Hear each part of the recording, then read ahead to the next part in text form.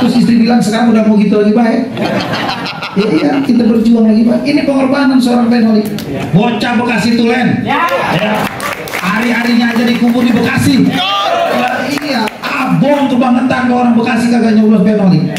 Ya kan? Ingat loh, sesuatu yang sudah di tangan saya sebagai anggota DPRD Provinsi Jawa Barat, saya lepaskan. Pengen tahu gaji berapa sebulan? Itu 80 jutaan lebih.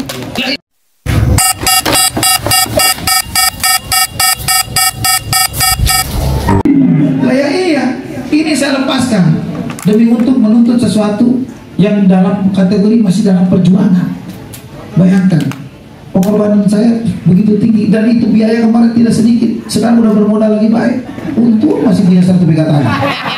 Ya, masih ada modal. Nah, kalau kagak, ya, ini kita buka-bukaan. Bocah Bekasi itu harus asik-asik aja. Ya kan, tidak ada yang saya sembunyikan. Ya ini suatu perjuangan. Maaf, saya tidak punya bapak, tidak punya ibu. Abang saya yang 4 cuma tinggal 1. Saya kadang bingung berdiskusi dengan siapa. Pertua di sini 3 tahun yang lalu meninggal. Ya, bahkan selisihnya hanya 10 hari antara mertua laki dan perempuan. Jadi saya yatim piatu, istri saya yatim piatu. Kalau mendukung saya, insya Allah dapat pahala. Udah cerita sampai kandas begitu, masa kagak mendukung juga? Ampun dah. Ini udah dijelasin sampai mendalam begitu. Kalau bahasa sini mah ampun sampai 16 begitu. Makanya dikasihani nggak apa-apa. 27, ada nggak calon nomor 7? Nggak ada. Yang ada nomor 2 udah bayar lagi baik. Tanggal 27 dari rumah ke TPS. Di TPS itu dibuka, nomor 1 nggak dibuka.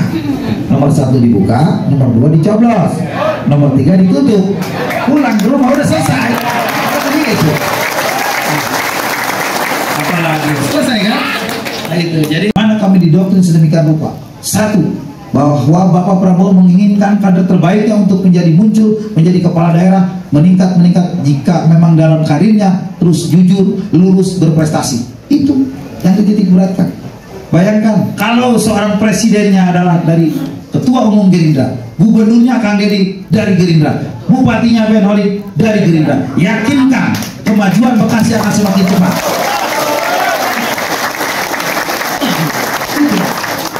Jadi kita tidak salah ngomong, Pak. Di mana-mana dalam suatu perkembangan kehidupan itu pasti lebih mengutamakan kelompoknya, betul? Di mana saudara berhimpun dalam suatu organisasi, pasti orangnya dulu, anggotanya dulu yang disejahterakan, betul? Nah, makanya kalau Bekasi ingin jauh lebih cepat maju, persoalan apa? Saya bisa merengek kemana? Kepada kementerian-kementerian. Galak bisa, agak galak. Namanya nuntut harus galak. Masa nuntut halus? Harus galak. Galak dalam arti serius, tegas.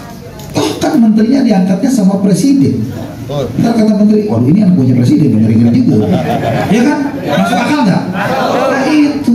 Makanya ayo kita bangun suatu wahana, suatu pemikiran bahwa Bekasi ini tidak sedang baik-baik saja.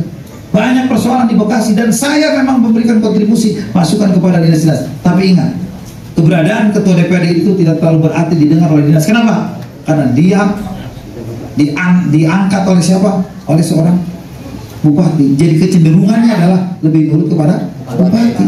Enggak bedanya di desa. Ya, ketua DPRD itu ibaratnya ketua BPD. Ya, kepala dinas itu ibaratnya staf desa. Ya, bupati itu ibaratnya kepala desa. Pertanyaan saya, staf desa nurut ke BPD apa nurut ke Kades? Kades. Ya kan? Nurutnya ke Kades. Begitupun kepala dinas juga nurutnya ke bupati. Kalau dapat anggaran ada saya siap terus. Lah setelah keluar mau boro-boro kok didengar. Kenapa? Karena nggak ada sanksi. Ya kan? Nggak bedanya BPD ke staf desa gitu aja udah. Ini sama. Menganalogikan, mengumpamakannya seperti itu. Sudah merencanakan Ben Holid jadi Bupati Bekasi, kita harus mendirikan ya Universitas Negeri. Bahkan saya sudah ngobrol-ngobrol tuh ruko kuning tuh. Nah, saya buka kartu nih, ini rencana saya. Ruko kuning yang di wilayah selatannya, ya maaf di utaranya, yang di utaranya itu kan ada bekas handphone itu ya, ruko kuning itu. Ya, itu sudah saya incar untuk Universitas Negeri. Udah ngobrol-ngobrol, belum jadi bupati aja pikiran udah ke sono. Udah nawar-nawar tanah lagi gedungnya. Punya bos Pak Sugiono saya dengar kabar. Ya, dalam suatu ketika saya ngobrol-ngobrol, boleh itu bos buat universitas.